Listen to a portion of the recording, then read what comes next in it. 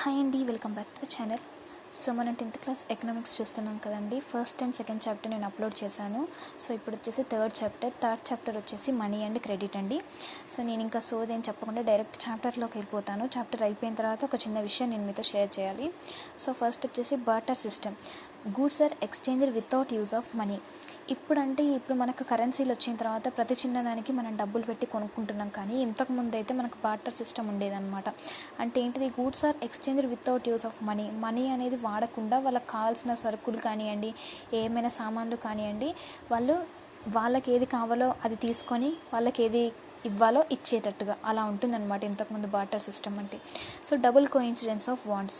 In exchange of goods both parties have to agree to cell and by each other commodities. In a barter system double coincidence of wands is an essential feature.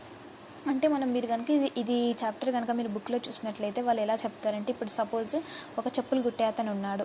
ఒక చెప్పులు కుట్టే అతనికి కావాల్సింది ఏంటి? ఇంతకుముందు నార్మల్గా ఇలా ఉండేదన్నమాట సిస్టమ్. నేను కూరగాయలు అమ్మేదాన్ని అనుకోండి, మీ దగ్గర మీరు బియ్యం అంటే వడ్లు మీరు తీస్తారనుకోండి.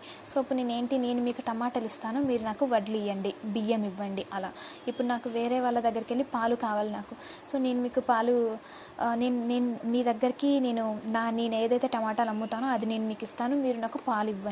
సో ఇలా ఏంటి? గూడ్స్ ఆఫ్ ఎక్స్చేంజెస్ అనేది నా దగ్గర ఉన్నాయి మీకు ఇవ్వడం, మీ దగ్గర ఉన్న ఏదైతే కమోడిటీస్ ఉన్నాయో అవి మీరు నాకు ఇవ్వడం. అలా కానీ ఎక్స్చేంజ్ ఆఫ్ మనీ అనేది ఇంతకుముందు లేదు. ఇప్పుడు ఏంటి? మనకి ఏది కావాలన్నా మనీ ఇచ్చేసి తీసుకుంటున్నాం. ఇంతకుముందు ఏంటిది? డబుల్ కోఇన్సిడెన్స్ ఆఫ్ వాంట్స్ అనమాట. సో మీకు ఏది కావాలో అది నా దగ్గర ఉంటే నేను మీకు ఇవ్వడం, ఒకవేళ నేను అవి అమ్మినట్లయితే సో మీ దగ్గర ఉండే నేను ఏదైతే అమ్ముతున్నానో అది ఇచ్చేసి మీరు ఏదైతే అమ్ముతున్నారో అది నేను తీసుకోవడం. అదనమాట ఇంతకుముందు ఉన్న సిస్టమ్. దాన్నే బార్టర్ సిస్టమ్ అని అంటారు.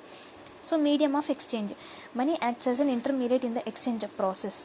ఇప్పుడు ఏంటి? దేనికైనా ఏదన్నా కావాలంటే మనకు మనీ అనేది కావాలి. అది నాకు కావాలి అని అంటే నేను మనీ ఇచ్చేయాల్సిందే. Currency is authorised by the government as a medium of exchange. So ఇప్పుడు మనకి ఎక్స్చేంజ్ ఏమైనా కావాలన్నా, ఏదైనా వస్తువు కొనాలన్నా ఏదండి మనం పెట్టాల్సింది? పెట్టుబడి ఏంటిది? డబ్బులే కదా. డబ్బులు ఇస్తేనే కదా ఏదైనా జరిగేది. సో అదేంటిది? Authorised by government. People deposit extra cash with the banks by opening the bank account in their name. నార్మల్గా ఏంటి? మనం సంపాదించిన డబ్బులన్నీ చేతిలో అయితే పెట్టుకోం కదండి. సో కొంచెం ఆశ ఉంటుంది కదా. ఫస్ట్ సెక్యూరిటీ ఉండాలి డబ్బులు సెక్యూరిటీ ఉండాలంటే బ్యాంక్లో దాచుకోవాలి. సో బ్యాంక్లో దాచుకోవాలంటే మనం ఒక అకౌంట్ క్రియేట్ చేసుకోవాలి. అకౌంట్ క్రియేట్ చేసుకొని మన అకౌంట్లో మనం సంపాదించుకున్న డబ్బులన్నీ దాచుకుంటాం. వడ్డీ వస్తే ఎంతో కొంత వడ్డీ అనేది వస్తుంది. ఆ బ్యాంక్ వాళ్ళు ఎంత అయితే చెప్తారో అంత వడ్డీ మనకు వస్తుంది. So the deposits in the bank accounts can be withdrawn on demand. These deposits are called demand deposits. మనకు డిపాజిట్స్ ఎన్ని రకాలుగా ఉంటాయి? 2 రకాలుగా ఉంటాయి. ఒకటి డిమాండ్ డిపాజిట్స్, ఒకటి నెక్స్ట్ రికరింగ్ డిపాజిట్స్ అంటే ఆర్డీలు అంటాం కదా. సో ఆర్డీలు అంటే ఏంటి? మనం ఎప్పుడు పడితే అప్పుడు తీసుకునేటట్టు ఉండదు. డిమాండ్ డిపాజిట్స్ అంటే ఏంటి? ఎప్పుడు పడితే అప్పుడు మనకి ఇది నాకు ఇంత ఒక 50,000 కావాలి అని అడిగేటట్టు ఉంటుంది బ్యాంక్ వెళ్ళి. అంటే మనం దాన్ని ఇన్ని ఇయర్స్కి ఫిక్స్డ్ డిపాజిట్ అయితే మనం చెయ్యమన్నమాట. అలా ఫిక్స్డ్ డిపాజిట్ అయితే మనము అడిగేటట్టు ఉండదు. మిగతా నార్మల్గా నేను ఏ డిపాజిట్ వేయకుండా నార్మల్గా నేను దాచుకున్న డబ్బులు నాకు ఎప్పుడు పడితే అప్పుడు కావాలి అని అనుకుంటే బ్యాంకులో వేసుకుంటాం చూడండి. సో వాటిని మనం తీసుకునేటప్పుడు డిమాండ్ డిపాజిట్స్ అని అంటారనమాట. నాకు అంత మనీ కావాలి అని ఒక చెక్లో మనం రాసిస్తే వాళ్ళు మనకు ఆ మనీ మన డబ్బులు మనకు బ్యాంకులో వాళ్ళు ఇస్తారనమాట. So a check is a paper instructing the bank to pay a specific amount from the person's account to the person in whose name the check has been made. ఒక చెక్ అంటే ఏంటిది? ఒక కాగితం. ఆ కాగితం మీద సపోజ్ నేను మా అక్కకో చెల్లికో తమ్ముడికో ఎవరికో నేను ఒక పేపర్ మీద వాళ్ళ పేరు రాసేసి అంత అమౌంట్ రాసేసి నా అకౌంట్లో ఉన్న ఒక 50,000 నా వాళ్ళు వస్తారు అని ఎవరైతే పేరు రాస్తానో మా తమ్ముడో మా చెల్లో వస్తారు వాళ్ళకి ఇవ్వండి అని అంటే ఇచ్చేస్తారు. సో దాన్ని ఏమంటారు? Cheque is a paper instructing the బ్యాంక్కి ఏమని చెప్తారు? పే చేయండి, ఇంత అమౌంట్ని పే చేయండి ఫ్రమ్ నా అకౌంట్ నుంచి ఎవరి పేరైతే రాస్తారో ఆ వారికి నాకు ఇచ్చేయండి అని చెప్తారు. చెక్ అంటారు. So loan activities of banks.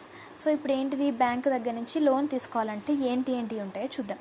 Banks in India these days hold about 15% of their deposits as cash. బ్యాంక్లో మనం డబ్బులు దాచుకుంటాం కరెక్టే. మరి బ్యాంకులో వాళ్ళు అన్ని డబ్బులు ఉంచుతారా? వాళ్ళు ఉంచరు. ఓన్లీ 15% మాత్రమే ఉంచుతారు. వాళ్ళ దగ్గర ఉన్న వాటిల్లో 15%. ఇప్పుడు సపోజ్ ఒక బ్యాంకులో 2 కోట్లు ఉన్నాయి అనుకోండి, 2 కోట్లు ఉంచరు. అందులో కొద్దో గొప్ప ఉంచుతారు. ఇప్పుడు ఎవరైనా అత్యవసర పరిస్థితి ఉంది, వాళ్ళకు 2-3 లక్షలు కావాలి, ఇవ్వాలి అని అంటే ఉంచుకోవాలి కదా. సో ఎంత ఉంచుకుంటారు? 15% మాత్రమే ఉంచుకుంటారు. kept as provision to pay the depositors who may come to withdraw money from the bank on any given day. So ఎప్పుడైనా ఎవరైనా వచ్చి డబ్బులు అడిగితే ఇవ్వడానికి బ్యాంకు వాళ్ళు ఓన్లీ 15% మనీ మాత్రమే ఉంచుతారనమాట. So bank use the major portion of the deposits to extend loans.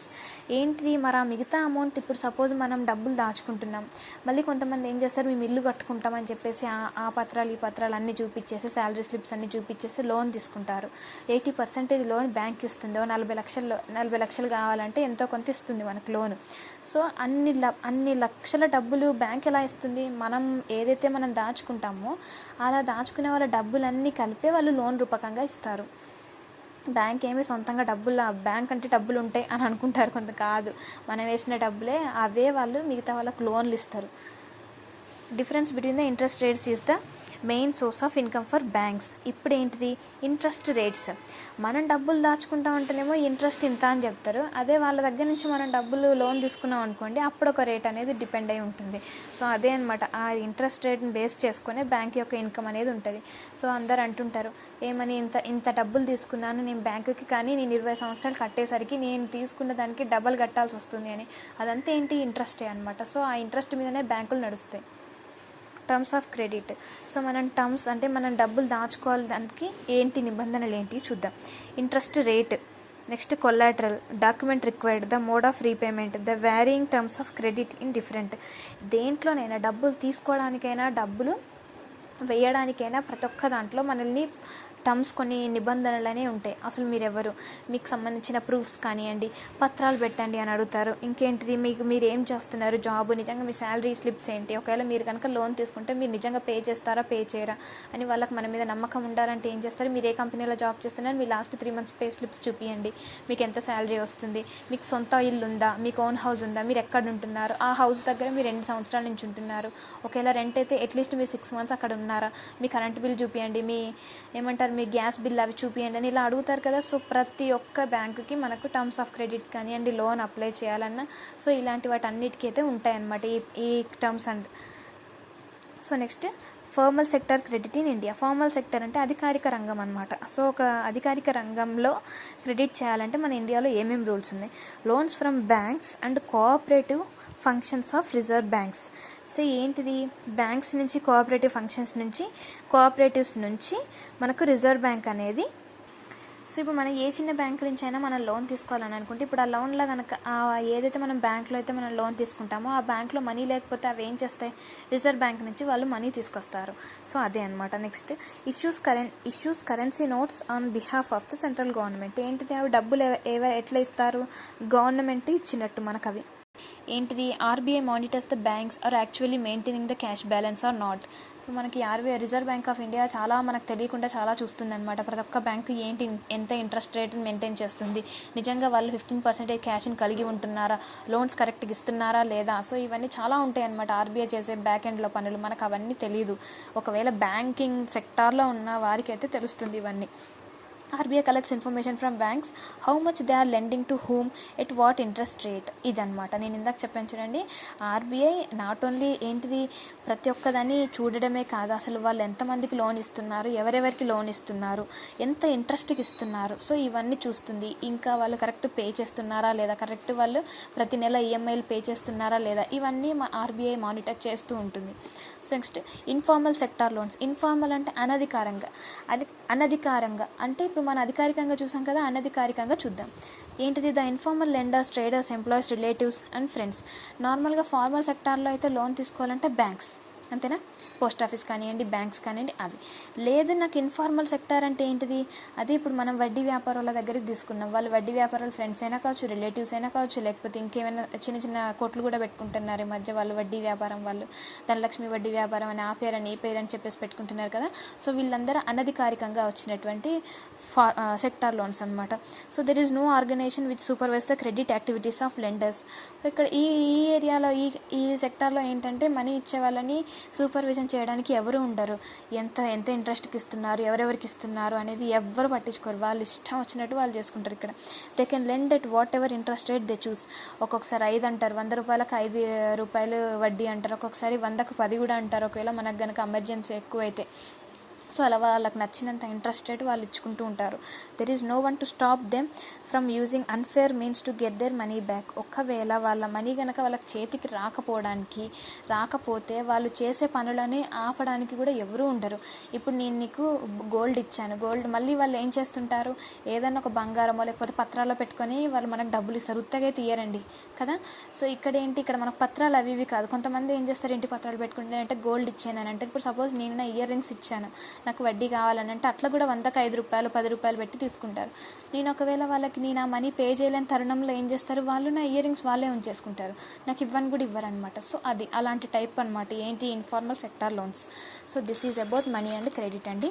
So remaining 2 chapters ఉన్నాయి, ఆ 2 చాప్టర్స్ కూడా చెప్పేస్తే మనకు 10th క్లాస్ ఎకనామిక్స్ అయితే కంప్లీట్ అయిపోతుంది. థ్యాంక్ యూ అండి, thank you so much for watching this video. నేను ఎండ్ ఆఫ్ ది వీడియో నేను ఒకటి చెప్తానన్నా కదండి, కొంతమంది అప్రిషియేట్ చేస్తున్నారు, మంచిగా చెప్తున్నారు వీడియోస్ అని, తెలుగులో చెప్పడం కష్టమవుతుందా మీకు అని చెప్పేసి కొంతమంది నాకు సపరేట్గా మెసేజ్ చేసి మరీ అడుగుతున్నారు. థ్యాంక్ యూ అండి. ఎఫర్ట్స్ని గుర్తించడం ఒక గ్రేట్ విషయము. నేను ఇంత ఎఫర్ట్ పెడుతున్నందుకు మీరు ఇంత ఎఫర్ట్తో మీరు ఒక వీడియోని చూసి లైక్ చేసినా కమెంట్ చేసినా నాకు ఆ ఎఫర్ట్స్ అన్నీ పోతాయి అనమాట. ఒక వీడియోకి 20-30 వ్యూస్ వస్తే చాలా సంతోషంగా అనిపిస్తుంది, వీడియోస్ ఇంకా చేయాలనిపిస్తుంది. సో అంతే అనమాట, ఇదే నేను ఎండ్లో చెప్తాను అనుకున్నాను. Thank you so much for watching this video. See you next video.